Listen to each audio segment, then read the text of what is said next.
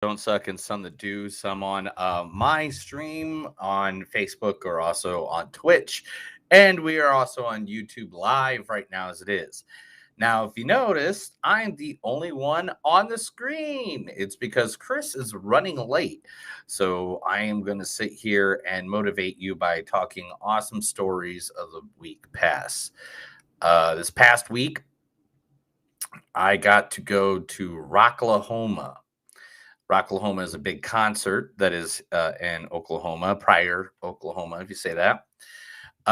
The saddest part about it was it was fun, but it was, I don't know, I don't think they organized it as well as they could have. The sound went out on several bands. Like one Seven Dust, I think was one. Slipknot, not Slipknot. Slipknot was good, but Rob Zombie's voice didn't sound good. Like it was like here and there. Like you didn't know if the band coming out was going to be any good. And then on Saturday, there's a threat of a lightning storm. So they kicked everybody out. And by the time they got everybody back in, literally, um, bands were already playing. So we missed like three bands that we really wanted to watch. And they did not come back or they did not come back up or whatever, which really stink because one of them being John Five. And if you don't know who John Five is, John Five was the guitar player for Marilyn Manson, and now he's the guitar player for Rob Zombie. But he is an amazing guitar player. Like he has a bunch of different albums out there and stuff like that, and he's just super wicked. I really wanted to catch that, but I couldn't because of the storm and them not letting us back in quick enough.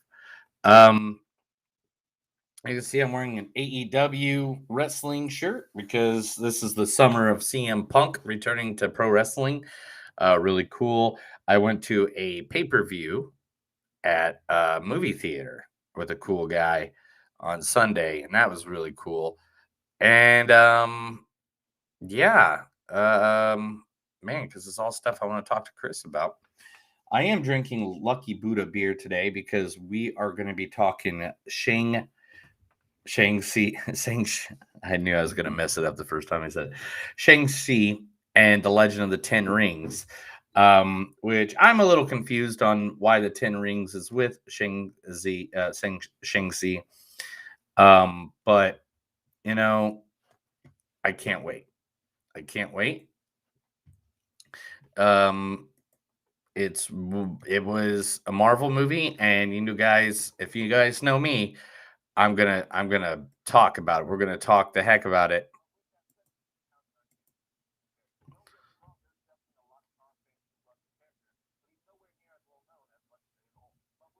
Yeah, so we're gonna talk about Shang-Chi. So Shang-Chi is, a Marvel character that's been around since the 1970s. He was influenced by Kung Fu the TV show, but they couldn't get the rights. The people that created the comic did not get the rights to Shang-Chi because those rights were owned by a company named Warner Brothers, who, if you don't know, you probably do now because of HBO Max and such like that, is owned by DC Comics. So, of course, Marvel Comics didn't get it, and they made their own, which was, and I'm going to tell you, this is the title of the comic book, and it is like one of the longest titles for a comic book I ever heard. Let me get to it really quick. And that is Special Marvel Edition, The Hands of Shang-Chi, Master of Kung Fu. That is a title and a half. Like I said, my co-host is not here with me yet. Oh, there he is. He finally jumped in. Let's see how it's doing. How are you doing, Chris? Are you Sorry, naked? man. No, I'm not naked yet. You're not Good. naked. So what I was explaining to everybody, or the one person that's on besides you right now, Uh-huh. was that you were late because of some things that cannot be handled. Understandable. I was explaining to them that I'm drinking Buddha beer because Oh we're fuck! doing Hold. Yeah, keep going. I gotta get my beer. So Okay. it's in the fridge right here. Let's get it. Buddha beer. Sounds good though. Hold on.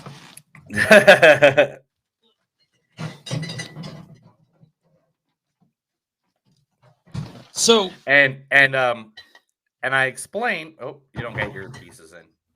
Get your earpieces in. There you go. All right. So the other thing I was explaining, just to kill some time, was the origin of Shang-Chi in the comics, because I figured that takes a little bit of time away from doing on a podcast. That the comic book character was actually based on Kung Fu the series. Remember Kung Fu the series with David David Rating? No, Charity. He's like one of the most famous Kung Fu guys of No, all you're talking about time. David Carradine, the guy who hung himself in Hong David Kong. Carradine. Yeah, that's what I said. Yeah. Kung Fu the TV series. The Marvel wanted to do a comic book of it, but they couldn't because guess who owned the rights to Kung Fu? Like some movie company, right? Warner Brothers. Okay. And what does Warner Brothers own? Well, they own. What do they own? I mean, they're Batman. DC Comics. Okay, they own it too. Okay, yeah. So they knew they couldn't do it. Yeah. So that's why they went off of gosh dang it, what's his name? The Fu Manchu. Fu Manchu. They went off of that because that has open rights, and that's why there's so many movies made of Fu Manchu, and that he was the son of Fu Manchu. Yeah. And which was played by Christopher Lee for like so many movies. I watched like 3 of them today while I was doing notes or in the background. Okay. Yeah. All right, man. Are you ready with everything? Yeah, I got everything. Hold on one second. I got all the clips and stuff. We just had some personal business to take care of, so. Yeah, understandable. I had some personal business of my own, as you've seen in Messenger. Yeah. We'll talk about that, though, right? Yeah. We'll talk about that, and we'll talk about my little crazy weekend. I'll try to make it as short as possible, but it was a very crazy weekend. Are you ready to do this? I'm ready whenever you are. Start that theme song.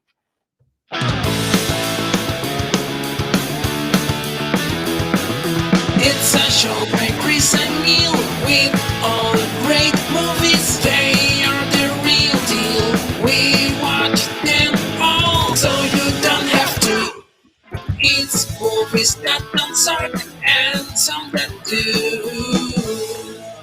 Welcome to a new episode of Movies That Don't Suck and Some Do. My name is Neil. And I'm Chris. And today we are going to cover 2 movies that are out there in the viewing world for all of us to watch, endure, take in, and, eat some popcorn, drink some pops, or some beers, or, some hard whiskey. It just matters how your day is going. Yeah. First movie that we are going to cover is a movie that just was released September 3rd on Netflix, starring the greatest man, the greatest bat of all times, Michael Keaton. Before I go any farther, Travis, please stop talking about your near-death experience on the Staten Island ferry, okay? That white light shit, that just scares people. That's not what the beyond means. We're talking about bed, bath, beyond, like down the hallway in the utility closet, not like in other lands, not like in the afterlife. It's not bed, bath, and UFOs. We're not talking about interplanetary activities. Think of it like this: bed, bath, and a little bit beyond. Not bed, bath, and way beyond. It's not bed, bath, and way the fuck out there. It's bed, bath, and beyond. That's it. Yeah, that's from the other guys. Yeah, I was trying to get the reason I got other guys. I was trying to get the TLC ones, Creep and Waterfalls and stuff. But nobody made a cut with all of them in it, and I was really saddened by that. It was really hard to find one. Then in this movie as well is the lovely Amy Ryan. Right then, I'm like, I'm gonna drop this motherfucker. I don't care if he does got a big dick. So we went back to the apartment, and Ray was hollering, it's gonna wake up Amanda. She needs her sleep, So we went back to Ray's Ray's mother's, whatever. Yeah. I don't know where that mother went, but she left all her fucking cats in there, and it smells like car. And that is when she was actually acting with another Batman. Yeah, actually, he was the director, wasn't he? And the Casey was the main star. Casey is Gone Baby Gone. Casey Affleck was the main star, but I don't think Casey Affleck directed anything. I thought Ben Affleck directed it. Oh yeah, Ben Affleck. He may have directed. Fuck, I don't remember. But yeah, Gone Baby Gone with Amy Ryan. Or he wrote it, right? He wrote it or something. He was directed and written by Ben Affleck. Yeah. Okay, yeah. So she got to work with another Batman in this movie. Yeah. What the hell? And then the one. But hold on, Amy Ryan. Also, you guys would know her if you're not familiar with Gone Baby Gone. She was Holly Flax in The Office. Yeah. Unrecognizable. And I mean, so many different things. She was in Birdman. She already worked with Michael Keaton before. Yeah. And she's in Only Murders in the building. Damn, I only watched the first episode of that. Well, Only Murders in the Building. Do you know what that is? No. It's Steve Martin Short, and Selena Gomez, and they're in a building that somebody gets murdered, and they all listen to the same murder podcast, and they run into each other somehow, and I don't want to ruin all that, but and they decide that they're all going to investigate this murder together. So it's Steve Martin Short, and Selena Gomez. Who else is in the good. movie, man? Yeah, who else is in the movie? I think they call him the Tooch. Tucci gang, Tucci gang, Tucci gang, Tucci gang, Tucci gang, Tucci gang, Tucci gang. Some of you don't know the name, but that's that guy from the Hunger Games. Transformers, The Last Night. Beauty and the Beast and Spotlight. Writer and director of Big Night. Tucci gang, Tucci gang, Tucci gang. Tucci gang, Tucci gang, Tucci gang, Tucci gang, Tucci gang, Tucci gang, Tucci gang. All right, and also I do have from the movie he's from. All right. Sounds like you're having sex in here, which I know can't be true due to the fact that you have a homosexual boyfriend. He's not my boyfriend. Hey, no judgment. All God's children. It's fine. I was gay once for a while. No big deal. We all do it. It's okay. It's okay. From Easy A. Someone in chat literally just asked if we could smuggle drugs. Do you know who that is? No.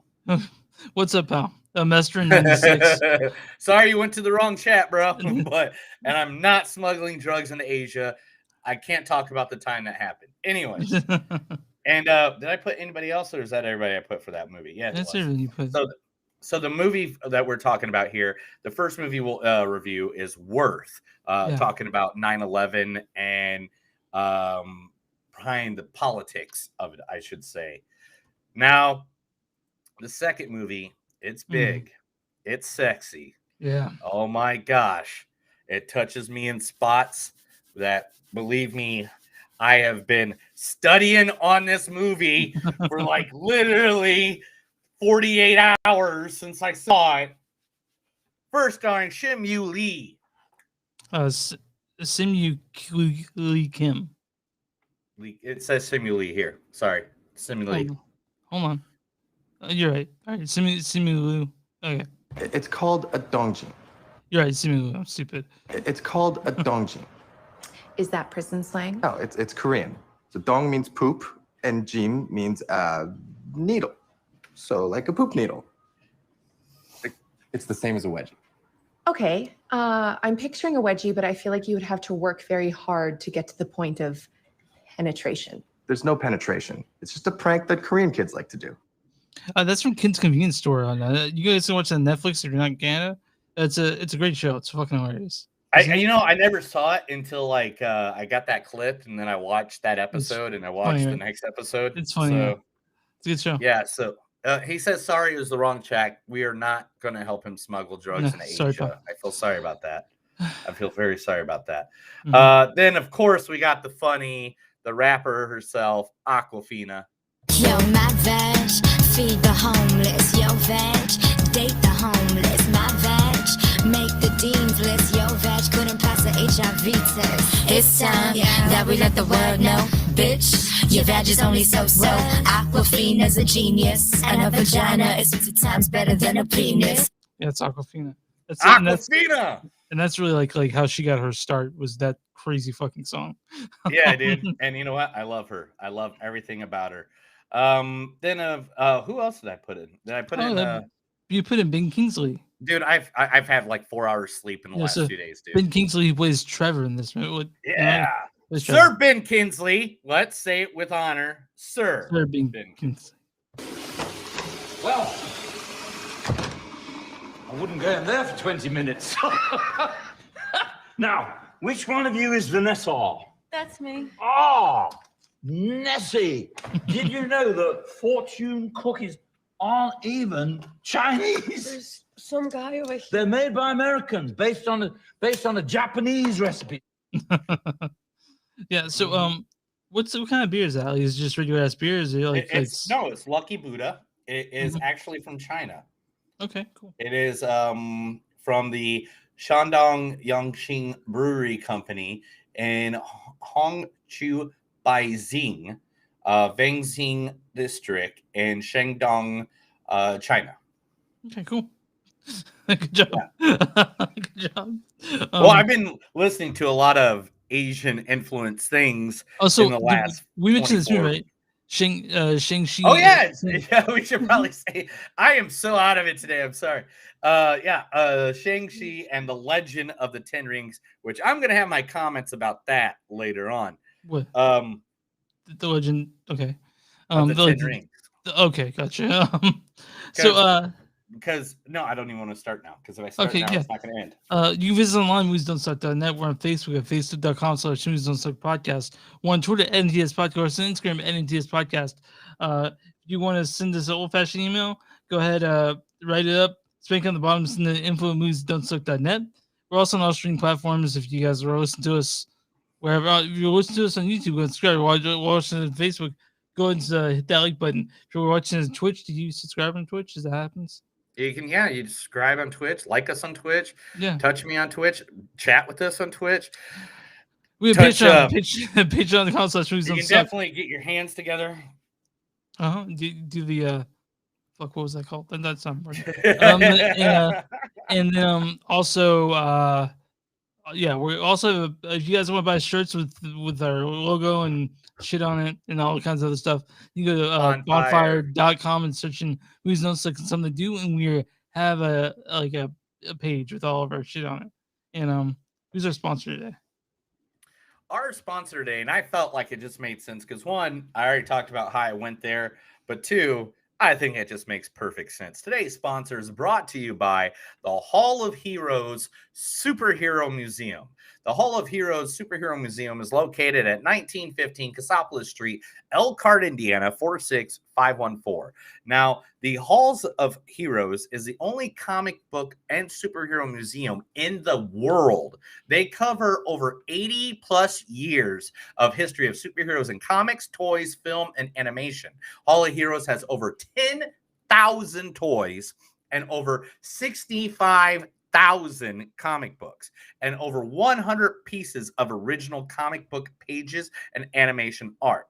They also have Adam West's personal Batman costume, Ryan Reynolds' Deadpool mask, Clayton Moore's Lone Ranger outfit, the Ghost Rider motorcycle, the Hell Cycle, the original shield used by Chris Evans on the Captain America film, Sheldon's Green Lantern shirt worn by Jim Parsons on several episodes of The Big Bang Theory, and more. They are open 6 days a week, Monday, Tuesday, Thursday, Friday, Saturdays, and Sundays.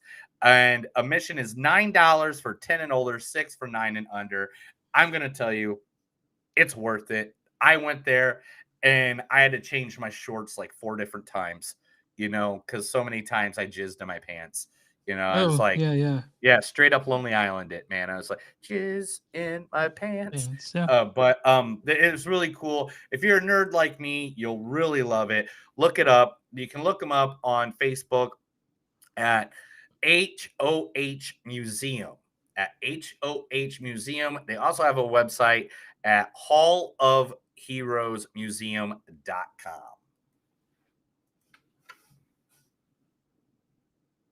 Can you not hear me?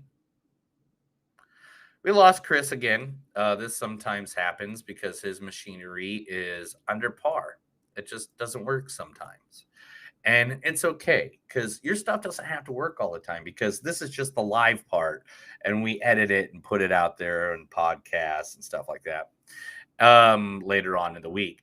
Again, I do not think I can help you smuggle drugs into Asia. I don't know if how you do that. I mean, I don't have the prison wallet, as they would say in Deadpool Tool 2.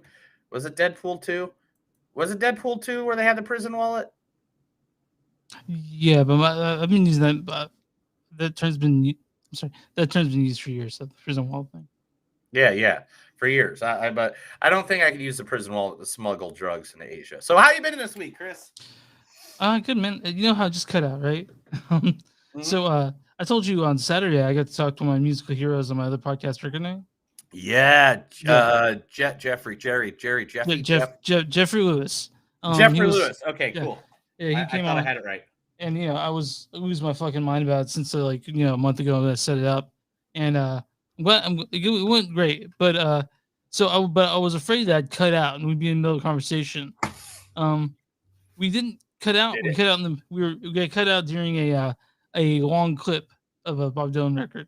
And but it's good. It didn't happen. It happened at the best time possible, And so other than that, and I cut it out and it's seamless. But that'll be up on the 14th, and oh man, it was exciting, and I'm glad it's done with, because I was so stressed about it for Did you get his phone number? Are you guys gonna hang out? No, but is he gonna come over to the house? Are you gonna make dinner for him? Dinner? I don't know about dinner.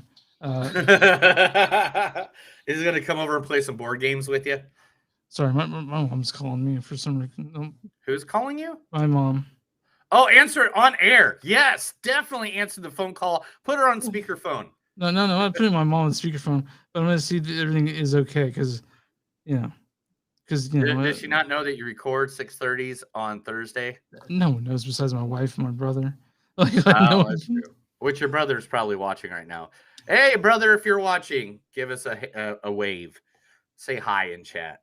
Anyway, but yeah, other than that, my week's been fine. Just just working and shit. And then, excuse me, he's working.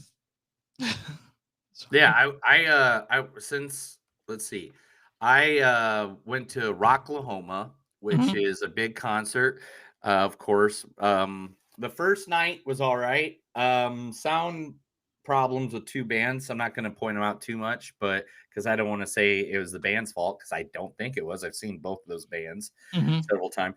But winner of Friday night, though, man, fucking grandson.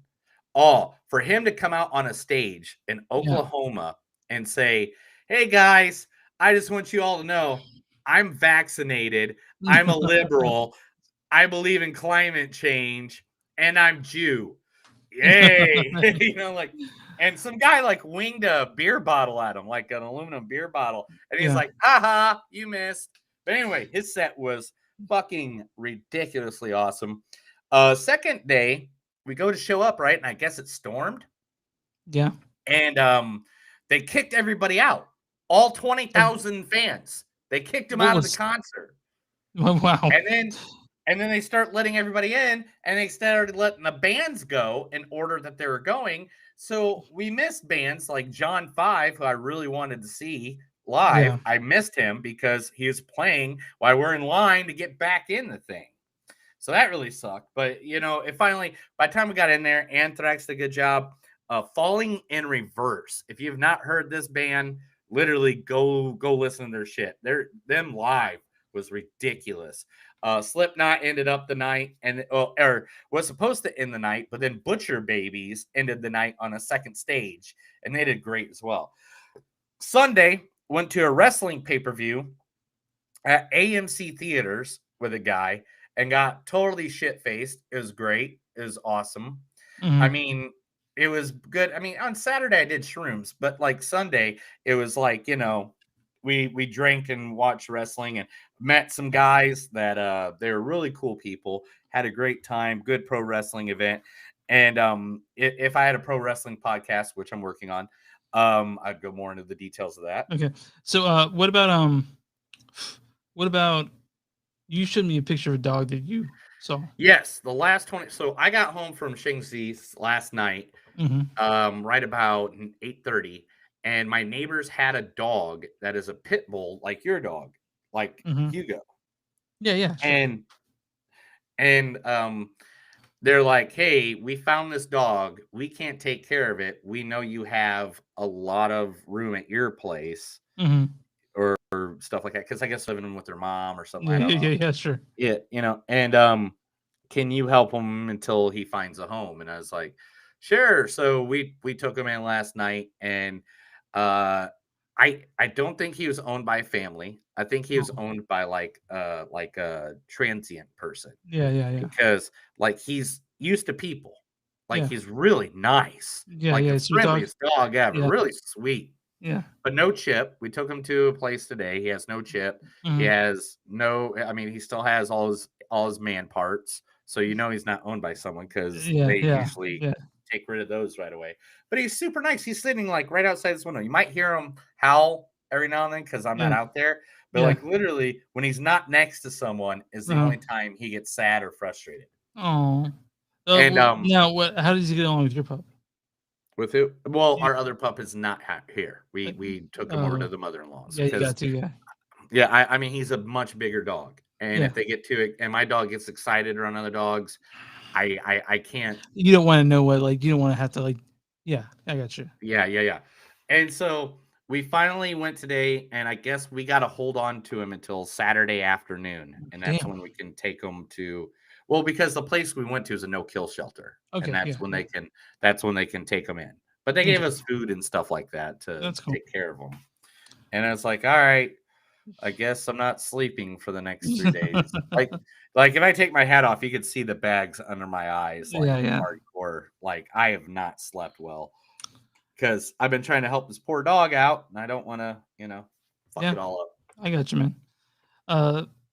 I guess that's all that's happened since last time we spoke, right? Yeah, dude. Let's fucking talk some movies. All right, let's talk Worth. Released I guess Netflix September 3rd. So because that's September 11th coming up. This movie stars. It's directed by Sarah Colangelo. She's directed stuff that I'm not familiar with. I mean, honestly, like a few of them were shorts. We called The Kindergarten Teacher, which I never saw. Oh, I've seen The Kindergarten Teacher. Yeah, I saw that one. Oh, it's on that Netflix, isn't it? With Maggie Gyllenhaal. Yeah, I've seen that. Written by the rest Max. of them I've never seen. Never. I haven't even heard of. Written by Max Bornstein. Yeah, he wrote Godzilla versus Kong, Skull Island, Godzilla. This is really different. It seems that was a Wheelhouse story at this movie, but it's worth. No, it's right up the alley, dude. This is just like Godzilla versus Kong. Yeah, and this stars Michael Keaton as Ken Feinberg. Before I go any farther, Travis, please stop talking about your near-death experience on the Staten Island ferry. This also stars Amy Ryan as Camille Biros. Right then, I'm like, I'm gonna drop this motherfucker. I don't care if he does got a big dick. And also Stanley Tucci. Is everything all right? Sounds like you're having sex in here. Also stars. No. Is everything all right? No, wrong. Sounds like wrong you're button. having sex. Wrong button. Oh. Tucci gang, Tucci gang, Tucci gang, Tucci gang, Tucci gang, Tucci gang, Tucci gang. And this also has Tate Vaughan as Lee Quinn, Shinori Ramathon as Priya Kundi, Talia Balsam as Didi Feinberg, Claire Benatti as Karen Donato, and Chris Tardio as Frank Donato, and Addo Blankson Wood as Gerald Barnes. I didn't mention Stanley Tucci plays Charles Wolfe, but why don't you go ahead and read the storyline of this? Sure. Following the horrific 2001 attacks in the World Trade Center and Pentagon, Congress appoints attorney and renowned mediator Kenneth Feinberg to lead the September 11th Victim Compensation Fund, assigned and allocating financial resources to the victims of the tragedy. Feinberg and his firm's head of operations, Camille Biros, face the impossible task of determining the worth of a life to help the families who had suffered incalculable losses. When Feinberg locks horns with Charles Wolfe, a community organization mourning the death of his wife. His initial turns to compassion as he begins to learn the true human cost of the tragedy. So when I first read about this and we decided to do it, I was a little worried it'd be like a little too saccharine, a little too like a little too like neat because it's based on a true story. And what people who write true stories, they tend to make it super saccharine. Especially something like this based on Yeah. 9/11, which is Yeah. a holier than holy or thing. Yeah, You can't talk about 9/11 these days. Yeah. Because any theory you have on it is wrong. But anyway. but I didn't get that from this movie. No, Like, this movie was 100% about learning empathy. Yeah, yeah. It's also it's a good movie. Like the acting is Yeah. fantastic. The storylines. I mean the way this is shot, the way everything about it Well, no, really. I'm going to disagree with you on one point, and Okay. that's the cinematography. Uh-huh. Because the Nothing cinematography in this fantastic. movie, there's really good cinematography in this Mhm. movie, and then there's like really shitty cinematography in this movie. Like it was really weird because there's like one scene I'm trying to remember where Michael Keaton, the way they filmed it was like the camera was like right here, Mhm. like it was like Yeah, up yeah. against his face, and Yeah. I was like, all right, that's a weird thing. I mean, I like Michael Keaton, he's a good looking dude, but man, that's a little close to the Keaton there, bro. But so the I mean, it was cinematography was put off. It was But cool. Keaton did change. You have an idea with Keaton the way he talks, and he changed up Mhm. his voice where they did a little New York accent. I I I I w- let's you be know, honest. The whole movie just set up the Mhm. 5 minutes that Mark Maron talked, and that was it. You on the phone? Yeah, yeah. I I heard didn't. that voice. It's like that's Mark Maron. Are we gonna see him? No, they never Yeah, showed him. But yeah. Mark that's Maron what plays Bart Cuthbert, but you don't ever see. I mean, I could hear never Mark see him. Maron on the phone, but it definitely wasn't definitely was on the screen. But Yeah. but I'm I'm glad glad he. Mark Maron's getting a lot of work lately. You know. Yeah, I think his show Marin really showed his chops, and then of course sort of trust, which we Yeah. both really enjoyed. But yeah, this movie it sounds like it's gonna be really dry, but it's not at all. It's a drama. No. It's really good, and the reason it's really good is because of Keaton, Ryan, and I can't remember that last guy's name. Tucci. Oh, Tucci gang, Tucci gang, Tucci gang. yeah, Stanley Tucci. Yeah. Yeah. Anyway, but Tucci, Keaton, Ryan, when they shared screen, I wish I would have got more scenes with Ryan and Keaton. Yeah. Like I wish there had been more scenes Mm. because the two of them playing off each other was fucking phenomenal. Yeah, they were good. It Keaton was. off of Tucci was phenomenal. Like even when they're button heads and when they're not so much button heads later, like I was a real big fan of this movie. It does have its slow parts, which you would think because this is talking about the tragedy of 9/11 and trying to compensate the survivors or the families of the people fallen in that horrific tragedy. And I'm not going to go into the conspiracy theories or my theories or anything like that about 9/11. We're not going to do that here because it's literally 2 days away. The biggest part of that is that it was sad. People died. Yeah. And people were influenced. One person I was weird not to see in this movie was Pete Davidson. Oh, you think he should have been part of it because of the thing that happened?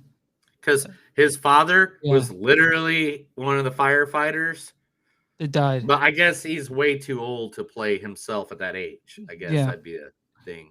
Yeah, But- yeah. Pete Davidson's father died in the 9/11 attacks. He was one of the people in the towers as it collapsed. Yeah, one of the firefighters. Yeah, it's firefighters. And after 9/11, you and I are both old enough to remember what it was like before and after. Like Yeah, I was working as a manager at Denny's. Okay, when it happened, and when the day it happened, and I was almost 21. I was turning 21 that year, and nobody came in that morning. Like, well, I mean, normal like 5 a.m., 6 a.m., all that. But then after 8 a.m., it was just like a ghost town, and that was unheard of. And then all of a sudden, where we were on the hill next to us, there's a gas station, and that gas station all of a sudden got a line for like a mile and a half down the road. Yeah, people And were getting the fuck out of Dodge. and 'cause we're they just like, what the F is happening here? Yeah, And some guy came in and said, haven't you not heard about the terrorist attack? And we're like, Yeah. what? He goes, it's on the news. And so we literally took the TV combo VHS player that we had in the back for training purposes, out the front. and used a coat hanger for an antenna and Yeah. turned on the news to find out everything that was happening. And it was wow. So I was in the sophomore in high school. I remember I was in geometry class, the first class of the day, and my teacher got a call on his phone, and he answered it, and he hung up, and we went for our day. And they get in the hallway, and everyone's talking about what happened. You know, they were saying there was an attack on the Twin Towers in New York, right? And I got to my English class, and that was on television. And I remember all of us were watching as both towers fell. And for the rest of the week at school, all we did was watch TV, because and a lot of people were scared. A lot of people left town. Yeah, I mean, because you didn't know what what's tomorrow gonna look like. What's the day after that gonna look like? You didn't know, and so we went to school, watched TV for a week, and we didn't know if there was going to be more attacks. We didn't know what was happening. We didn't know if we were safe, as a as a country, and so after that, and then last week or a couple weeks ago, we pulled all of our troops out of Afghanistan. It took 20 years for us to fight a failed war. But yeah, like you and I both remember pre and post. It happened, and we were pretty young when it happened.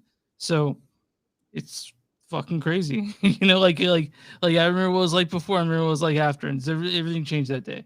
Yeah, I did. And I mean, I the hardest part is, I'm from Indiana. You lived in Texas at the time, right? Yeah, I lived in Texas. Yeah. So I mean, we only got like the back half of the back half. You know what I mean? We didn't live in New York. We didn't live on the East Coast. Yeah, we were very far moved to where it happened. Yeah. But still, people that I knew were, because they lost people there. I didn't lose anybody there, but anyway, going back to the movie itself. Yeah. It deals with, like you said, it deals with, I mean, the title of it's great because it just explains in the opening scene. The opening scene of this thing really gives you an idea of like what it's going to be about. But it takes place in the college classroom, and I was really I thought I'd be bored. I thought it'd be too dry, but it's not that at all. It's really interesting. No. I thought they did a really good job. It's got emotion in it, and it's not cheap emotion. It's emotion that's genuine. You know what I mean? Like you expect a movie like this to have some cheap emotion, and they're gonna get to the parts where it hurts the most. But no, this one has some really interesting stories. And Michael Keaton's character and the way he portrays him, like you can see the empathy building. You know what I'm saying? Like you can see what's coming up, what's gonna happen, and like emotionally at least.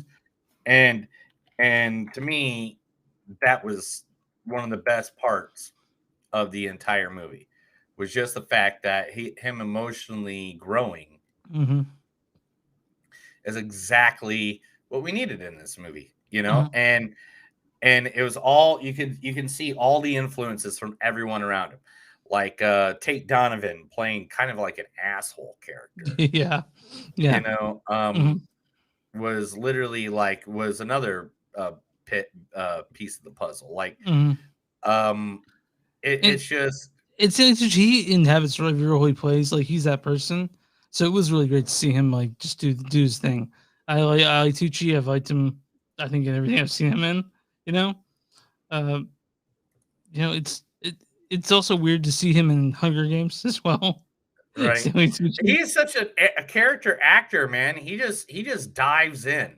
Whatever it is, he is 100% just there. He's like, man, I'm here. Let's do it. And I'm really glad to be able to see Michael Keaton in 2 movies in the past 3 weeks. Just see. I love Michael Keaton, man. I think Michael Keaton is one of the best actors in the history of cinema. Not just saying that because he was one of the best Batmans, but like everything. Like one of my favorite movies by him, I think, is one of his most underestimated ones, and that would be the Dream Team. Dream Team. That's when he's in Psycho Ward and Christopher Lloyd is with him and all that stuff. From And they're way back supposed to then. go. Yeah, they were going out on a day pass to go watch a baseball game or something, and like the driver gets killed, and so it's all them and their craziness, like embarking across the city of New York, and it's great. I thought it was one of my favorite Michael Keaton movies from the 80s. Like I give that one like an A+ above Mr. Mom. It came out in 1989, so it came out like basically the same year Batman came out. You know, 1990, really? 1989, 89. Oh wow, maybe Yeah. it did. I swore I saw it before Batman, but you know, I mean, it's possible you saw it after Batman. Who knows? But yeah, Michael Keaton, he's a national treasure, and I just want to see him in everything. Like if he's in every movie from now on, I'm totally fine with that. yeah, I'm fine. I'm fine. Yeah, I love him. I forgot he was in the Travel to Chicago 7, and now I'm remembering him. Dude, I remember in everything he's in because he's fucking Michael goddamn Keaton. He's a fucking treasure. All right, let's get some quotes so we can get our ratings. Okay. My beautiful boy was burned alive because of them. Now think about that. Where are you from? I was raised in Wichita. Kansas. Farm boy. I did that one for you, Kansas boy. You guys need to remember that I'm not from Kansas, so I don't really have that super pride. You're in Kansas now, motherfucker. You're part of Wizard of the Oz. Shut the fuck up, Dorothy. Anyway, corporate bailout. Christ's sakes, what you calling it? Charity? Sooner or later, someone is going to do the vulgar work of writing down the numbers. When was the last time I took on something I couldn't handle? I do not wish the job that you have on my own worst enemy. This is raw. Those are not lawyers out there. Good, because I hate lawyers. My son was a firefighter and his life worth as much as a pencil-pushing Wall Street broker. It's not like I don't care. I care. How could you not care? That's why I'm here. When the law said we could sue 2 airlines out of business, Congress rewrote the law like that in a day. Why?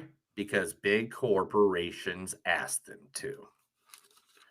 Why are not the bridge is I wrote something that I can't read. Dude, you should see the notes I take for work. I'm like, what's that number? Is that 7 or 1 or?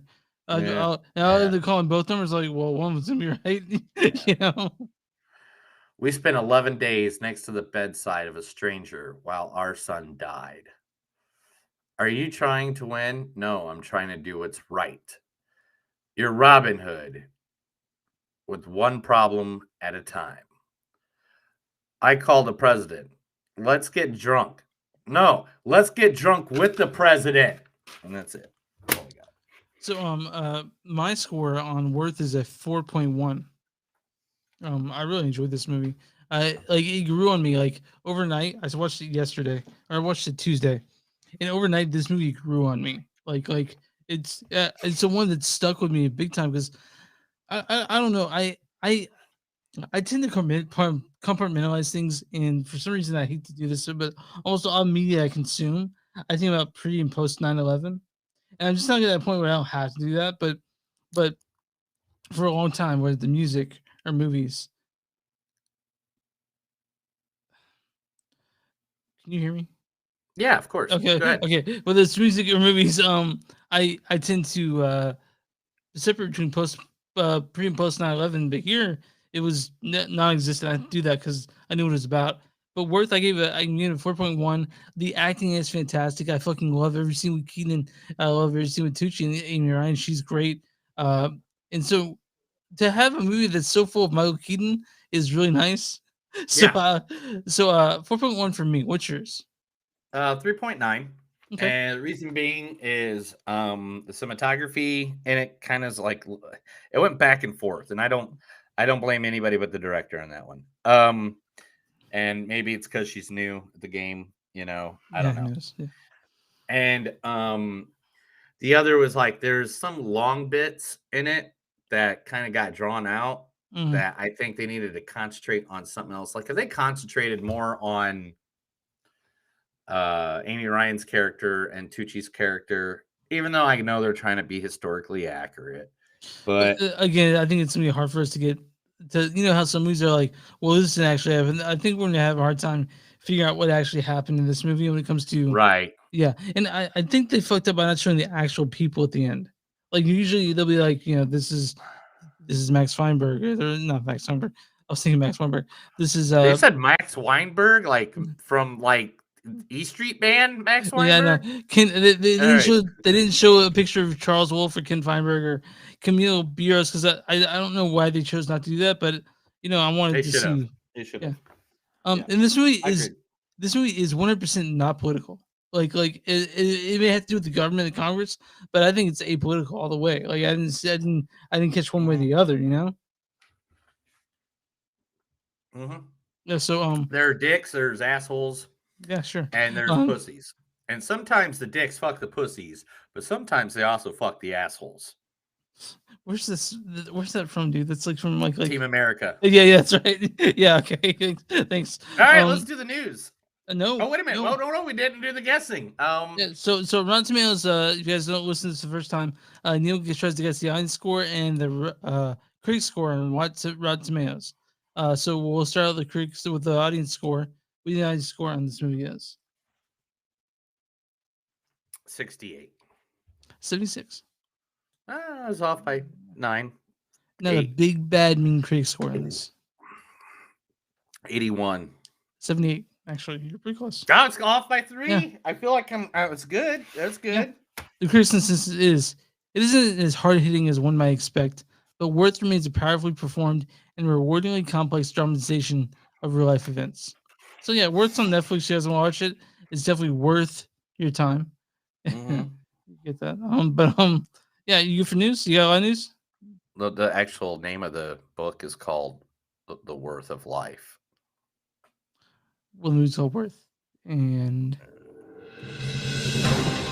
movies that don't suck and some of their news. I'm about to give you news. I'm going to tell you information. If you don't like it, fuck off. You should have read your own internet page. Yeah. I've talked to a few people that say their favorite part is news because Neil picks interesting stories. So, oh my god, I got this one fly. We had the doors open earlier because of the dogs or the dog and stuff like that. And this fly somehow got in here and it keeps bothering me. I'm with you, man. Their flies fucking showing everywhere. There's one that showed on the computer screen. I'm like, if I touch it, though, it'll be the leave button. I don't want to try to get rid of it, so I'm just letting it be for now. Well, I hope it dies on its own. Anyway, let's talk about a guy who I just saw this past Friday. Was it Rob Zombie?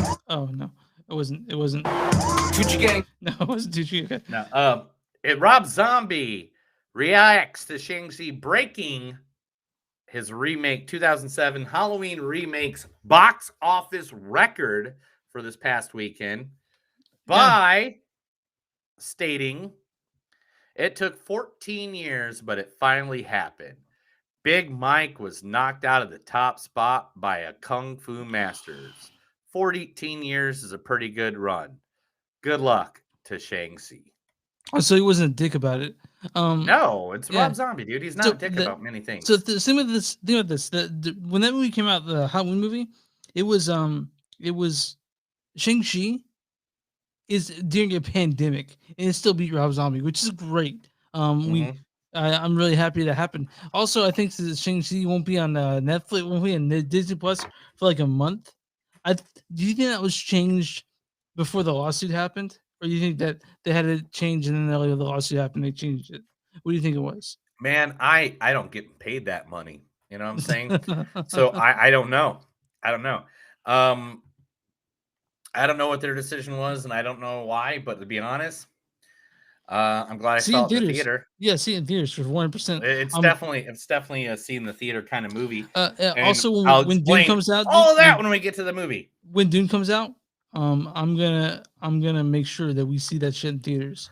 Oh, naked at least. Yeah. Anyway, talking about Disney, let's move over to Disney. The Haunted Mansion has added Owen Wilson to its cast.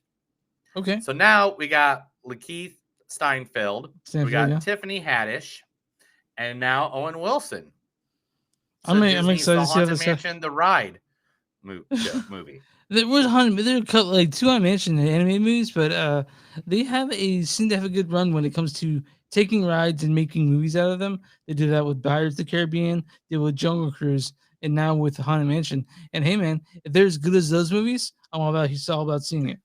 Yeah, and 100% this past week, just because you said its name, Jungle Cruise 2 has been 100% confirmed.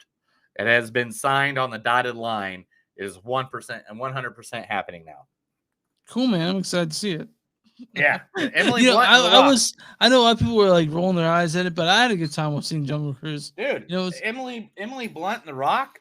I'm all for it, bro. I'll watch that. I'll watch that 3-hour, 5-hour. Give me a 17-hour movie about it's hard, dude. It's hard to not be charmed by The Rock in anything he does. You know, it's you know, I don't want to say he's the best actor, but he's so charming. Charisma, you know what I mean? dude. He's got charisma. Yeah. Believe me, I've been in the same room with him. If he had told me to lick his balls, I would have done it right then and there. No questions asked. Believe me, the guy's got charisma. All right. Talking about someone who you'd lick their balls.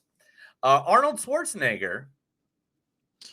I turned a corner on him when it comes to like him as a person. Like he was Republican, you know, and I was like, whatever. But I've turned to like he seems to be like he was a genuinely Republican because he could have won, dude. Yeah, but I'm saying like he was in California, but like I genuinely think he is a good person. Like he tries to do good by everyone. Yeah, know? I think he tries to do his best. And he tries to give back to the country and give him so much. So that's not what we're talking about, though. True Lies. Remember True Lies? I love True Lies, man. I love True Lies. It's becoming a TV show on CBS. Okay. Steve Howie. Okay. You would know him from 10 seasons now of Shameless, where he plays Kevin, the bartender. Okay, yeah. You ever seen Shameless? I know that you love Shameless. You never watched Shameless, have you? Man, Shameless is a fucking 2 episodes. Great movie. 2 episodes. That show is like one of my okay, dude, I do like William H. Macy, but again, I don't have time to watch all the shit in the planet. So just because it's got 10 seasons and it's all based in Southside Chicago, where I know a lot about, that's why I like it. But yeah, he's going to be playing in Chicago. Where did you go? You live in Southside? Yeah, like well, I mean, I had friends that were up north, and I had friends that are there. But no, I had friends that my biological father was in the South Side, and so was a bunch of friends and stuff like that I had over the years. So real quick, you said that song that Moby went to find you, that bet on the South Side. That's about Chicago. I have no idea right now. Off the top of my head. Anyway, so yeah, he's going to be taking the part of Arnold Schwarzenegger. Okay, and so who's going to take the part of Tom Arnold? Is it going to be Tom Arnold? Because that'd be amazing. I'm sure, but they don't have that cast yet. Why do you ask questions that make no sense to ask? You fucking because idiot. Okay, I mean, Arnold Schwarzenegger. Why can't you just let me tell a good story and then you're like, well, that's cool. Where's the other characters? Who are the other fucking characters, Neil? Tell me the other fucking characters. It's just the main character right now. Let me ask you a question. What was your favorite part about True Lies, the movie? Jamie Lee Curtis and Arnold Schwarzenegger together, like the two of them playing off each other, was really great. And the trailer scene where they cut the end of the trailer off and when she's trying to cheat on him. But anyway, let's talk about happy nuts. Okay. So let's talk about a happy stuff. Happy, okay. Anyway, I heard nuts. Motherfucker. Anyway, he's like, I'm so tired. I don't know what I'm saying. Retirement home noir sniff. What? A movie about a Uh-huh. retirement home. Okay. Noir Sniff. It's called Noir Swiss. Featuring Okay. Morgan Freeman, Al Pacino, Helen Mirren, and Mirren. Danny DeVito.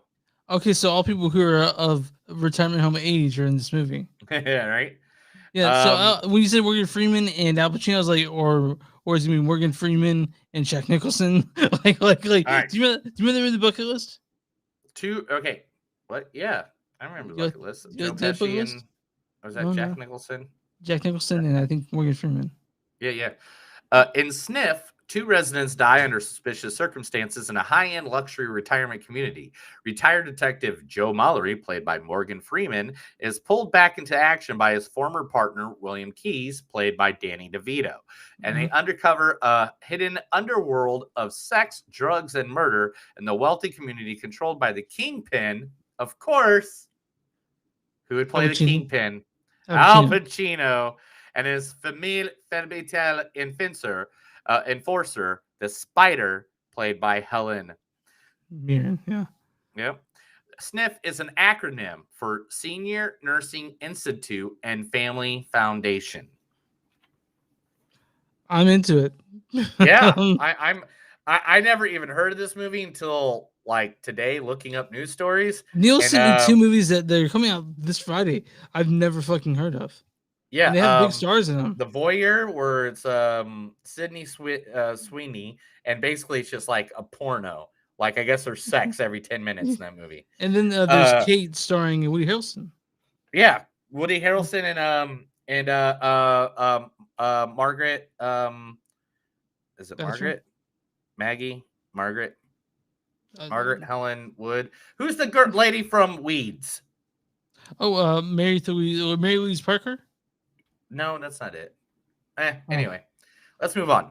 Hellraiser 11 is already begun filming, and they are rebooting it by David Bruckner and featuring a ginger swapped Pinhead. Okay. I don't know what to think of that. I'll wait till see it. By the way, the girl you think is Mary Elizabeth Winstead. I was close. Is she in Weeds? No, wrong person. No, she's not. She's Helena Bertinelli from Birds of Prey, and she's also Michelle from Clover Lane. She's Ramona Flowers. Yeah. Scott Pilgrim. So there we go. Yeah, that's it. I couldn't remember everything. Are you ready? Are you ready? John Cena. No, I'm just kidding. See, I didn't save that clip from last week. There's no John Cena. But WWE is producing a horror movie, which it'll be an interactive horror movie on Netflix called Escape the Undertaker, which will see the tag team group The New Day, including Xavier Woods, Big E, and Kofi Kingston, trying to escape like a horror mansion that is run by The Undertaker. So kind of like a Scooby-Doo choose your own adventure, because you got to do that thing where you choose your own adventure on the remote. Kind of like they did for that God, what's Black Mirror, Black Mirror Bandersnatch. Yeah. Yep. Yeah. And I can't be happier. I don't know if we can review this. I don't know how long the movie is, or I don't think what's that say it's fine or not. If it's like Bandersnatch, it was like we both love Bandersnatch. It's just hard to review a game like that. Yeah. When I watched Bandersnatch with my wife, we went through every single scenario you could do. Like as we did one way, the way we did it, and then we went through every other way you could go through it. Yeah. All right. Live action Pokemon movie reportedly in development at Netflix. Didn't we see one though? That was Detective Pikachu, but that wasn't a Pokemon movie. That was just, I'm guessing, the battle and do all that stuff, Okay. Did you play Pokemon? I'm not gonna lie, I'm not a big Pokemon person. My wife is.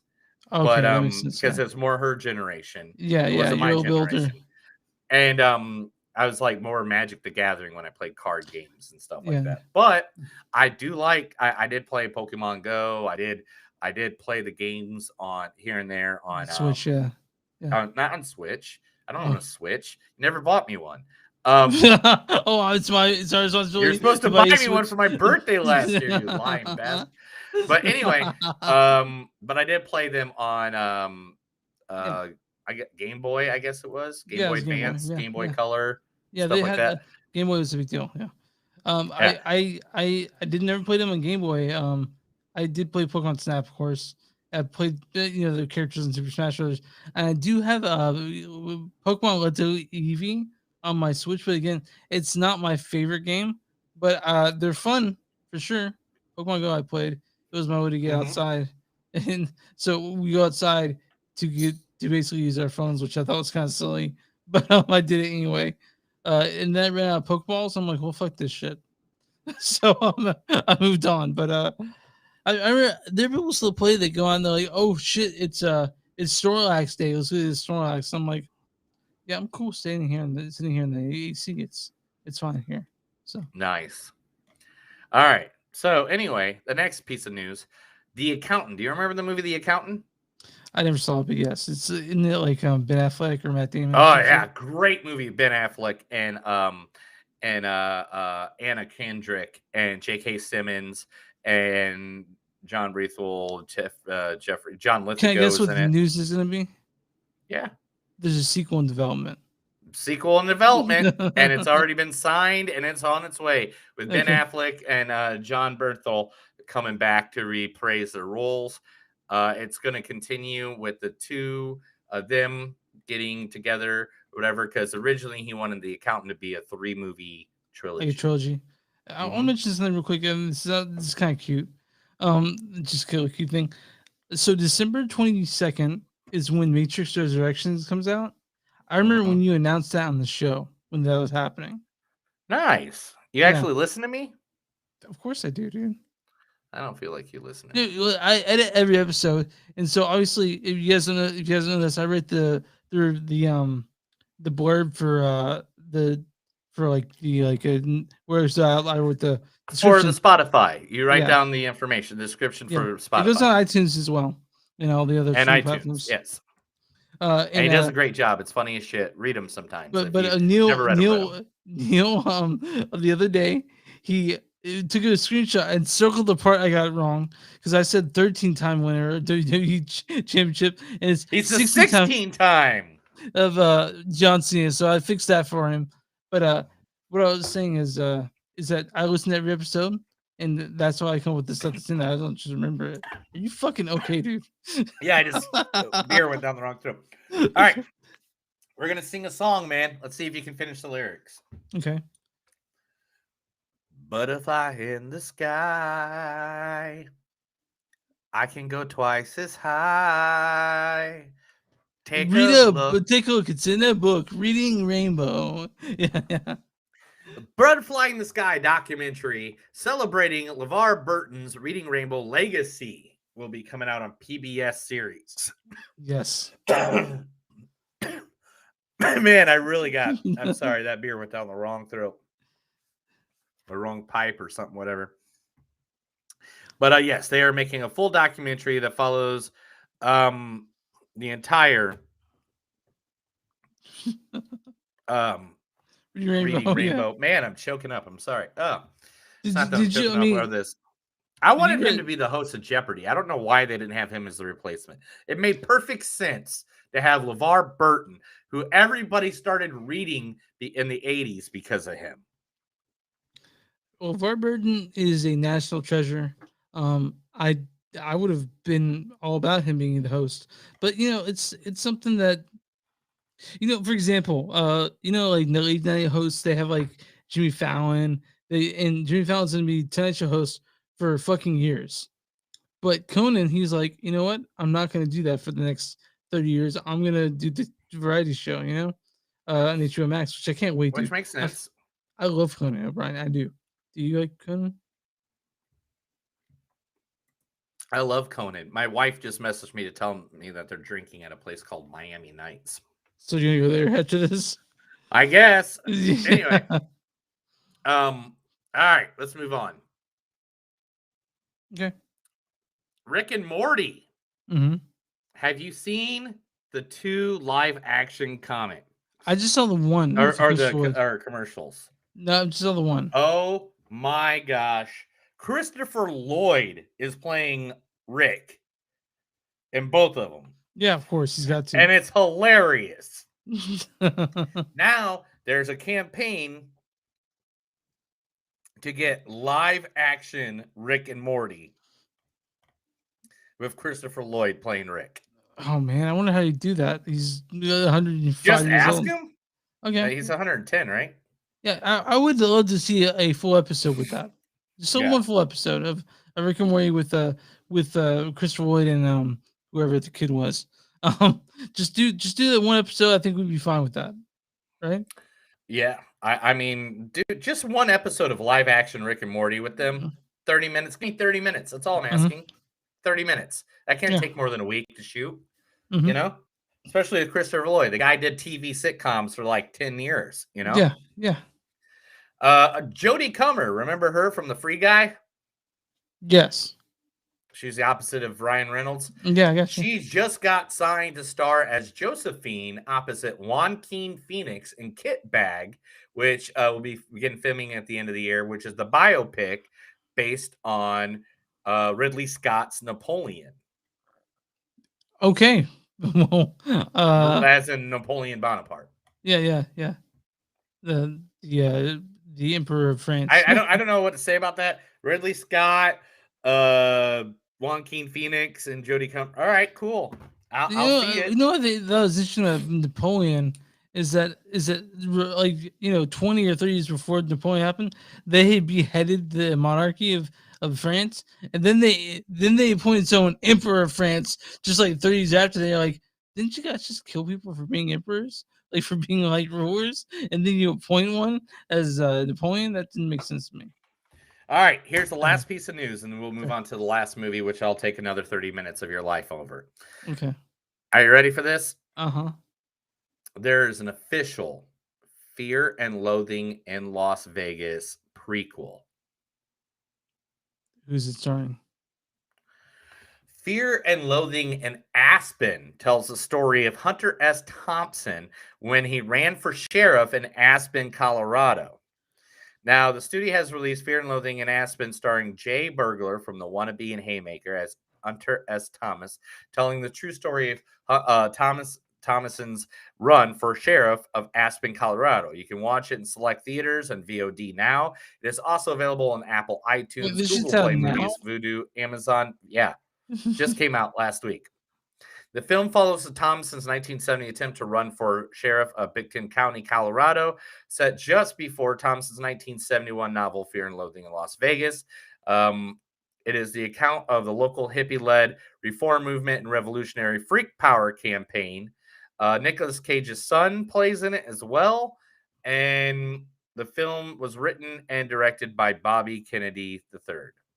I'm really surprised that we didn't hear anything about Fear and Loathing in Aspen. I think, aren't you a pretty big Hunter S. Thompson fan? Yeah, that's why I was pretty weirded out by this. I mean, I guess we could talk about it. And what do you want to? Maybe we should review it, man. I mean, it is. I mean, I could go. There's so much here about it, but yeah, that exists. So let's get into the number one movie of the first broke the Labor Day weekend box office records. Hold on.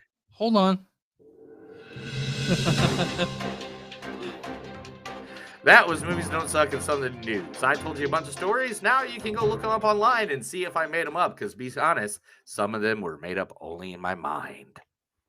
Okay, now we can talk about the movie that broke the box office. Shang-Chi and the Legend of the 10 motherfucking rings. Yes, this is directed by Destin Daniel Cretton. He's directed such things as a Short Term 12. We talked about Short Term 12 on the show with our guest Sarah, and Just Mercy, which just came out. You saw Just Mercy, right? Yes. He directed a movie, I'm Not a Hipster, which I actually really like. You guys can watch that on Hulu. It's written by a lot of people: Dave Callam, Daniel Destin Creighton, Anya Lanham, And David Callum has worked on things such as Wonder Woman, uh, Zombieland Double Tap, uh, Spider-Man and Spider-Verse 2, which is coming out, American Restriction, Mortal Kombat. He's done all kinds of stuff. They got the people with cool, really fun movies to talk about, and them. And I'm excited. But Simu Liu plays he plays Sean slash Shang-Chi. It's called a dongjin. Is that That's good. And then we got you didn't get anything for Tony Chi Lao Ling, who plays Tony Long. Hey He man, plays I only had so much time in my life in the yeah, last is it, he 24. plays Zhang Wingwu. We got Mhm. Aquafina, who plays Katie. Yo, my veg, feed the homeless. Yo, veg, date the homeless. And then it's also stars Ben Kings or Sir Ben Kingsley. That's Trevor Slattery. Well, I wouldn't go in there for 20 minutes. And it's got a Mingyu Zhang as Ziling, Fala Chin as Li, Yingnan, or Michelle Yeoh as Yingnan, and a bunch of other people. But why don't you go ahead and read the storyline of this giant movie? Such a huge storyline. Yeah. Shang-Chi, the master of unarmed weaponry-based kung fu, is forced to confront his past after being drawn into the Ten Rings organization.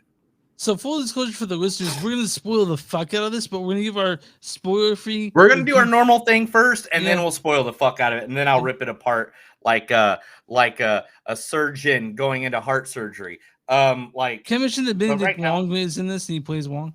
Benedict Wong. Oh yeah, Wong's in this at some point. Yeah. I am let me just jump right into here. Sure, go for it, man. This is one of the best action-filled Marvel movies that they have put out in a long time. I'm thinking maybe Thor Ragnarok was probably the last movie where I'm like, because in this movie, they went full hidden Crouching Tiger, Hidden Dragon. Oh, for they sure. Went, they went full. They filmed this differently than a lot of the Marvel movies are being filmed, and I loved it. Like, there's not to give anything away in this portion, but there's a fight scene on a bus that happens. And after that fight scene of the bus, I'm like, I'm fucking in, bro. I'm here. I'm here for this fucking movie. Because first going in, I was kind of tired, kind of cranky. But then that fight scene happened on the bus, and I'm like, I'm fucking here, Shang-Chi. Tell me about your story. And Aquafina playing off of Simu Liu, like they played off each other like fucking like, and she didn't ruin it. You know what I'm saying? Like how sometimes comedic actors sometimes say shit, and you're like, oh, now this is the part where the comedic actor is going to say dumb shit. Aquafina played Aquafina, but not obnoxious Aquafina. You know what I mean? Like yeah. Like she was downplayed. Like at a point where when she did say something funny, it was funny because at certain other points she was sincere or she had empathy. You know what I'm saying? Yeah. And she wasn't just the foil the whole time. She actually had parts that were mean to them. And she didn't ruin scenes where you thought, oh, she's going to say something dumb at this moment in time.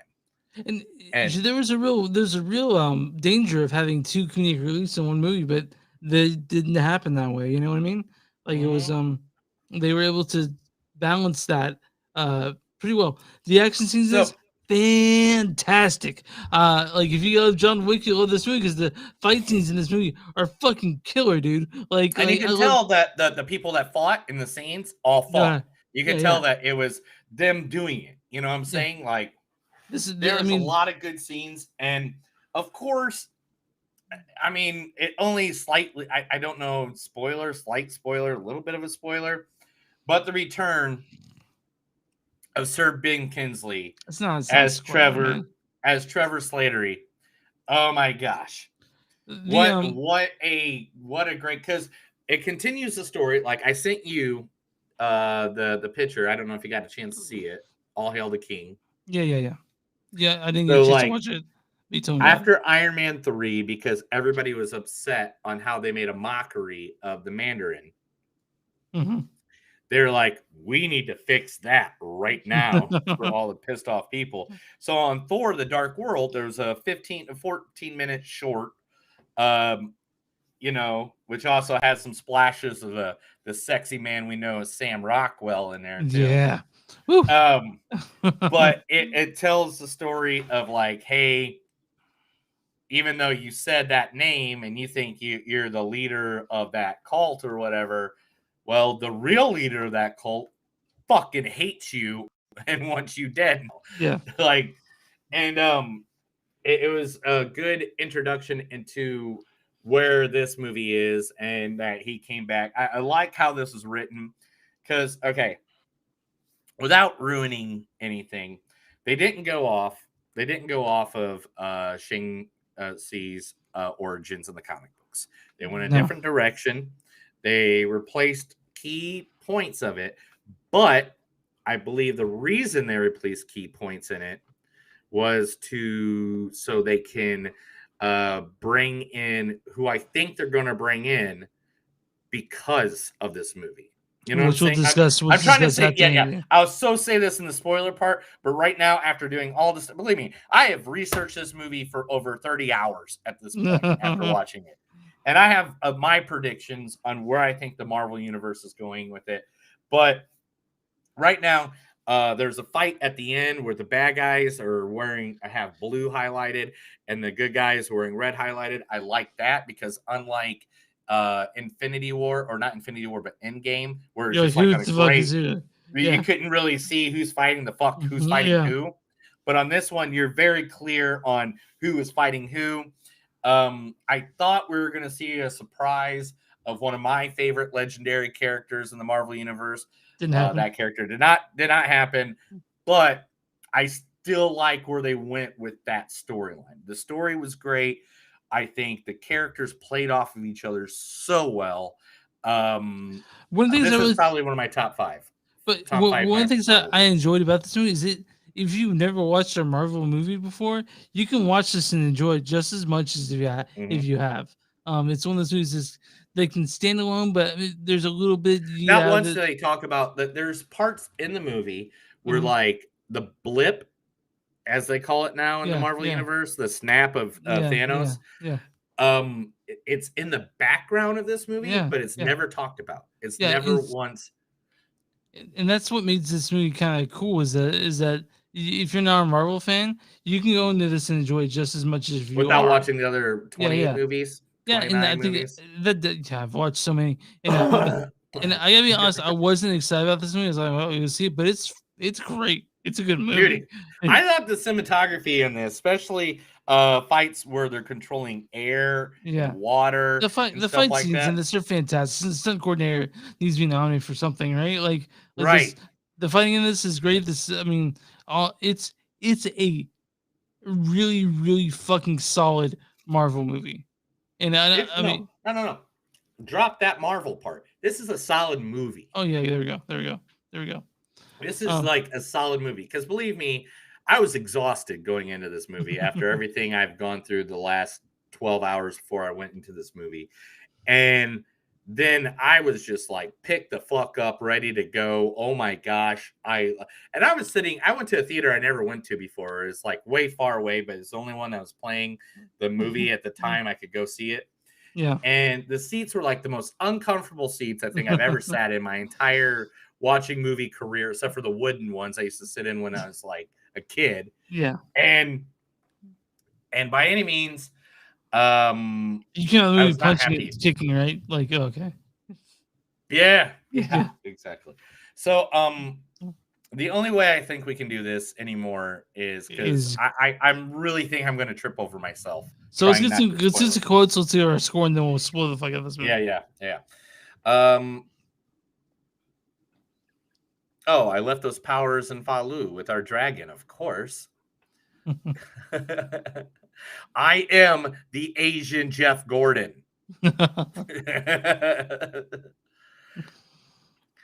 Oh, I just start screaming the lyrics to Hotel California. The art of confusion works on stupid people really well. Are you sure you could take Funyuns to the afterlife?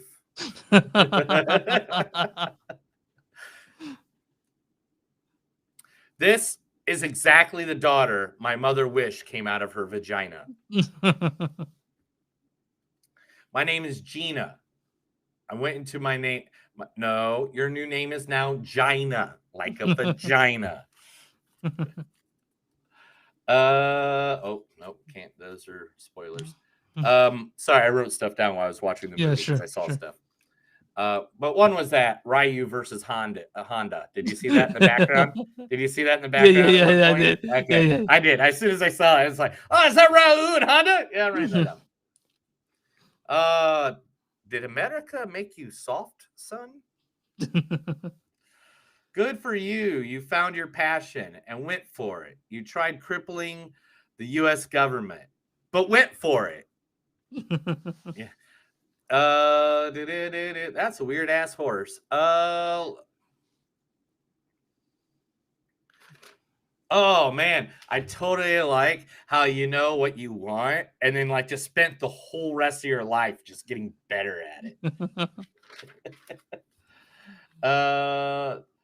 It was a dark theater, guys. A blood debt has to be paid in blood.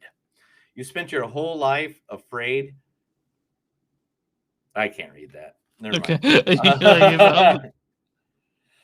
Aim at the sky to win or to die. 1,000 years ago and 1,000 years from now, we will always be the ones. Yeah, that's it. That's all I got. So give your score first on this one. 4.1. This is one of my favorite Marvel movies. I thought it was great. I think like you, I went into this movie not being the happiest. I've read Shang-Chi comics back in the day, but you know, I wasn't like the hugest fan. And this literally made me do like 30 hours of research. I don't know what to tell you more than that. I'm with you on 4.1. Like I can't disagree. It's a really fucking good movie. I went in not expecting much, but you can't much more. Enjoying that movie quite a bit. I have it's in my top 4 Marvel movies, top 5. You know, like easily. It's up there. It's a good movie. Yeah. It's a good alone character movie. Mm-hmm. And the fact that you can watch it without being a Marvel fan, hey man, one more to you. All right. So, Chris, the audience score is 82. 98. 98 by the audience? Jesus Christ! There's even the audience says Shang-Chi covers new cultural ground for the MCU without losing any of the action, comedy, and emotion Marvel movies are known for. Yeah. Now, what's the quick score on this? Well, fucking fans are that high. I'm gonna say 87. 92. Holy shit! They gave it past 90s. All right. Yeah. Critics consensus is Shang-Chi and the Legend of the Ten Rings isn't entirely free of Marvel's familiar formula, but this exciting origin story expands the MCU in more ways than one. One of the things I want to say about this real quick is the origin story. Guys, by the way, go ahead and if you heard a review, next week we're doing Malignant and the Card Counter, and we'll see you next week. But go away because we're about to spoil the fuck out of this movie. We're gonna spoil the fuck out of this movie. We're gonna give it 1 fuck, 2 fuck, 3 fuck, 4 fuck, 5 fuck. Spoiler alert now. This is gonna get spoiled the fuck out of because Neil has some shit to say. But Chris, let's hear what you got to say first. So the origin story. This usually I'm not a fan of origin stories. This one still made it fun somehow. Yeah. The thing is, this is where it got fucking crazy and weird. Because, all right, in comics, the Mandarin, who is the main villain in this, you know, they make that Shang-Chi's father. Yeah. But in the comics, his father is Fu Manchu, which is a famous, legendary Asian person only played by white people. And everyone knows how Fu Manchu looks. Like he's got the long mustache. Yeah, you know, that's called the Fu Manchu, like mustache. Yeah. And Christopher Lee, if you don't know, one of the greatest actors of all time, played Saruman in Lord of the Rings, Sauron, yeah. played Count Dooku in Star Wars and stuff like that. But one of the greatest actors of all times. He played that character in movies for years. But the point was, it was supposed to be a white guy playing an Asian guy always, because you never know what he was going to be, whatever. Anyway, but instead in this one, they made the Mandarin, who is, do you know who the Mandarin's bad guy is? You know who his Batman to his Joker is? His Superman to his Lex Luthor is? It's not Iron Man, is it? It's fucking Iron Man. Okay. Yeah. Okay. Him and Iron Man have fought like over 1,000,000 fucking times. And the reason everybody was pissed about Iron Man 3 Yeah, is was because he didn't really we have never it. got Yeah. we didn't have the Mandarin.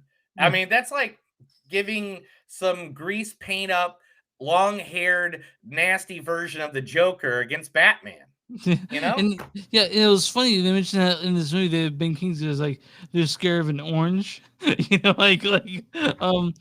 so Ben Kingsley, he was obviously in Iron Man 3 and he's in this new one playing the same character. So Yeah, that's it's cool. great. It was great. And all right, let's go through some shit. I know you're gonna bow your head, but just take some information in. Okay. The rings, how the father said he found them. Mhm. Originally in the comics, he found them in an alien ship. And this one he just sort of passed down through generation to generation. Yeah. Yeah. Yeah. And the actual rings are supposed to be rings on your hand. They're supposed to And be each fingers? one of them, instead of on the wrist or whatever they're doing with that, Yeah. which I have an idea on that. Just follow me for a few seconds here.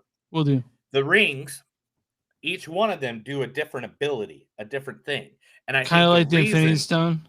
Exactly, and that's Yeah. why they took that away. Yeah. I feel like they didn't want to be, Yeah. because you're looking at open audiences that have not read comics. Yeah. Because like the rings, like one's called the Nightbringer, which creates darkness around people. One is called is a spectral ring that this called that separates people. There's a vortex ring that makes air things happen, like little air bubbles or air tornadoes.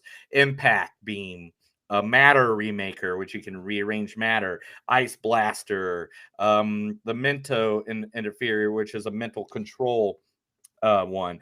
Electrical blast one, a flame blaster, and a white light manipulator. I'll be honest, that would be a cool a video game where you start gaining these powers more as you go on. As you level up. Yeah. And so that was what the Mandarin was, and not what the MCU. But again, MCU has been so good at changing. Inconsistent, man. They've been really consistent. Yeah, on changing their history and doing what needs to fill in the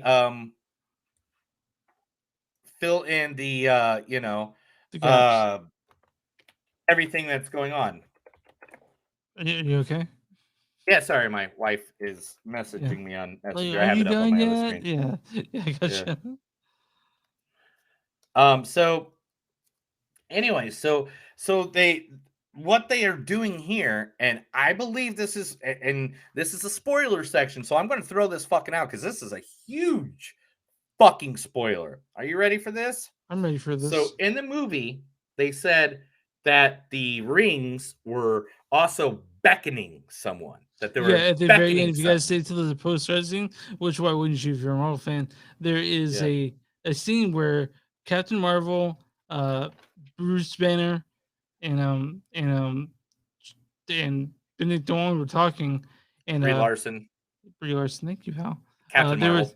Captain Marvel. They were talking, and they saw the rings were sort of calling someone. And before you didn't see Captain Marvel before that, you would think, okay, it's Captain Marvel, but it's not.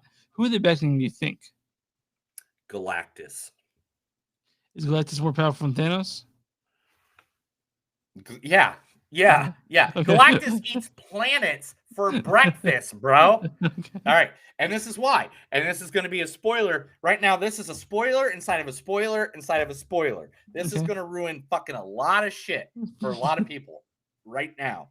The Eternals are going to deal with Celestials. Celestians are these people that do you remember Guardians of the Galaxy 2? Of course I do. Yeah, with Kurt Russell. Yeah. He was a Celestian who Okay. was that impregnates planets with Yeah. his powers and abilities. Yeah. You know, ego. Well, there's more of those. And so they don't take over the whole universe. The universe answered it with a guy who eats planets. Galactus. Yes. So in the Eternals that are coming up, they go, I think they go against Celestials. And so if this thing's beckoning something, and it's been on Earth for 10,000 years, yeah, he's gonna make who is it beckoning? Yeah. So the Eternals, I've seen previews for that forever. Do you think it's gonna be as big as the Avengers? Like these characters? I mean, to be honest, it's Selma Hayek, it's Kit Harington, it's fucking Angela Jolie. I mean, It's even how got could it not be? it's got fucking Kumail Nanjiani. You know, I wasn't excited until I basically saw like previews for it. Looks really good, and it's directed by the person who directed Nomadland. You know, Yeah. how can it not be good? All right, let me get some Easter eggs real quick about this fucking movie, sure. because I worked Sure. really hard on this fucking shit. Talo, the area that they go to that the mom was originally in, Mhm. that's originally from Thor comic book 301. It's a dimension where all the Chinese gods, all of them live there. So it's not just the people that are there. Real quick, in the comic- I don't want to not just say the lady who in the Madeline needs Chloe Zhao. I want to give her props real quick. Yeah, Chloe Zhao was freaking amazing in this. Well, no, she's not in this. She's directing the Eternals, and I just wanted to bring that up. Yeah. I'm sorry. Yeah. I thought you said Michelle Yao. Yeah. Sorry. That's me not hearing right. You're tired, pal. Sorry. The guy filming the fight scene in the Mhm. bus Mhm. is the same guy that asked Spider-Man to do a flip in Spider-Man Homecoming. Same Nice. dude. Nice. He's like, do a flip, Spider-Man. All right. Razor Fist is an important bad guy. He will return in future Marvel things. Razor Fist, the guy that had the arm. That's weird. He is a major villain. He will return. Death Dealer that you saw that trained Shang-Chi was a friend. And in the comic book, same thing. He just died like non-theatrically. Like, you know, oh, he's dead. In the comic book, Shang kills an old man. He literally does kill an old man that his father sent him to kill, and then he decides, I'm not doing this. Fuck that. Yeah. Unlike the movie where they're like, no. Of course, we saw Abomination, which was awesome. Yeah. And it's obvious that Wong's working with him, which will, I think, lead to the Dark Avengers or the Thunderbolts, which is a whole, because we already have all the rest of the Thunderbolts now. Yeah, like we have all of them. All the bad guys are in the universe. The island that they talked about or they were at is the same island from Falcon and the Winter Soldier, the TV show. Yeah, sure.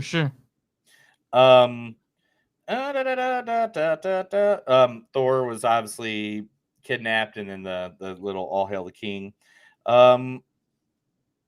Morris, your favorite character. Yeah, I love everybody's Morris. favorite character. He is going to be the Baby Yoda this year. He is actually called a Han Dun, and he is a cursed mythical creature in Chinese culture, where he is based on chaos and lives in confusion all the time. That's why he has no face. Poor thing. Yeah. The Fox Nine Tails is a hula sing. That is what the name of that is. The horse with the dragon face is a long mine, and the lion giant is called a food dog, which is used to guard people's ancestors. So that's what all those are. The ladies kept on every time they were in where they're at, what their mom's city. Did you notice how everybody said your universe? Yeah. They never said our universe. Yeah. They never said this universe, which leads me to believe that we're opening up another gate into the multiverse. I mean, so that means that people should be watching Loki, right? Yeah, because it's all gonna come downhill. In the comic books, dragons actually came from the aliens. Yeah. And that's a dragon character, which is my favorite dragon character, and he is not in the movie, and I thought he was because of the previews, and that is Fin Fong Foom, which is like one of the funnest names to ever say. Just say it one time. Fin Fong Foom. Fin Fong Foom. Yeah. Isn't that just a great name to say? It works. I thought he was going to be it. The origins of Shang-Chi. I'm just going to say this because he was in this, because I want to say it because it is literally the longest name of a fucking comic book that ever exists. Are you ready? I mean, Marvel presents special Marvel edition, The Hands of Shang-Chi, the Master of Kung Fu. That's the only one. That's the only one. Yeah. And of course, we have so much more I could say about the Mandarin. Mandarin again was Iron Man's #1 foe and all that stuff. But well, I wouldn't go in there for 20 minutes. But be honest, I think they did a really good job. I think they're opening up the Marvel universe for a lot more. Yeah. And to be honest, I think going forward, hopefully it goes like this. I hope I get some good surprises in the future. Yeah, I really hope the movies they do for this is because this is like, this, a lot of people are seeing this as sort of the Black Panther for this year because it opened up a whole it is inclusive of Asian culture. This one has a lot of it, and it's great. It's one of the best. I like this. This is one of the best Marvel movies I've seen in the past 10 years, easily. I know you're going to say Endgame is probably your favorite, right? Which one? Infinity War Endgame? Yeah. No. What's your favorite Marvel movie? What's my favorite Marvel movie, Chris? Yeah, I asked you a hard question. Huh? Oh, wait, you have an answer. No, I want to know what my favorite Marvel movie is, Chris. Tell me I don't what know. my favorite My favorite Marvel movie is Guardians of the Galaxy. What's yours? That's a good one. I'd give that some props. That's my top 10 at least. Yeah. Man, as many times as I can fight it in my head, is this one better? Is that one better? Is that one the better one? Is it Winter Soldier? Yeah, it's Winter Soldier all day long, dude. Yeah. It is. Like, I was never a huge Captain America fan until that movie, right? And no, even before that movie, First Avenger. Definitely made me a Captain America fan. Yeah. But Winter Soldier just solidified it. So oh my God. Like if I was a big buff blonde haired man with blue eyes, I would I got blue eyes, but I'm not big and buff. Totally would do it. All right. So that was our review of Shang-Chi. Go see that in theaters, man. Legend of the Ten Rings. But next week we're doing Malignant and the Card Counter. Malignant is the HBO Max movie. If I can, let's just be 100% honest. If I can find a way to see the Card Counter, because it's very limited in my area for some reason. Well, I'm gonna see it regardless. So I know I want to see it. It's Oscar. It's Oscar Isaacs, right? Yeah, and Paul Schrader. Yeah. Yeah. How would I not want to see that? Tiffany Haddish. I'm a movie buff, and I like those guys. They make me feel sexy in my man parts. Okay, but we're going to see Malignant for sure. That's on HBO Max. That's a James Wan's newest horror film, not connected to the Conjuring series. So for once in their life, look at Neil's rubbing Buddha's belly. Okay, yeah, that's good luck. But yeah, we'll be seeing that next week. Man, are you good? Yeah, visit I'm good. Let's get her done. Let's get out of here. Visit SongLanguage.net. We're on Facebook at facebook.com/Suck Podcast. We're on Twitter at NTS Podcast. We're on Instagram at NTS Podcast. If you want to send us an email, write it up, spank on the bottom, send it info moviesdon'tsuck.net. We also have a Patreon, patreon.com/moviesdon'tsuck. We are on a Bonfire, search your name Movies Don't Suck Something to Do. You'll find shirts on it. We're all stream platforms. You watch us on Facebook. Go subscribe to watch us. I like it. If you're on watch YouTube, subscribe. And I think that's it. How do we do small businesses, dude? Small businesses. If you got a small business, get a hold of us. I don't care if you're via Messenger versus email versus anywhere. We want to advertise your small business because we love you. We love people. We want you to make money, especially in these hard times in the world that we live in. So please contact us and we will advertise you 100% free and give you out to our thousands of listeners and our millions of listeners. So it's either you email us at moviesdon'tsuck.net or info@moviesdon'tsuck.net or moviesdon'tsuckpodcast@gmail.com. I just want to say before we get off the air here, I just killed the fucking fly. I just finally got it. I'm glad. Oh man, if you heard that smack just about 2 seconds ago when we were talking, that was me. I finally killed that bastard. All right. That's another episode of Movies Don't Suck and Some Do. My name is Neil. And I'm Chris. And remember, guys, if you want to figure out what your word is, go out and find 30 ninjas with 10 rings on each hand. Good night. Thank you guys for watching us on the stream. I got to get out of here quickly, so I'm going to cut us off shortly. Thank you guys. Love you. Thank you. Thank you for following us. Chris is going to now do a naked striptease in 5, 4, 3, 2, 1.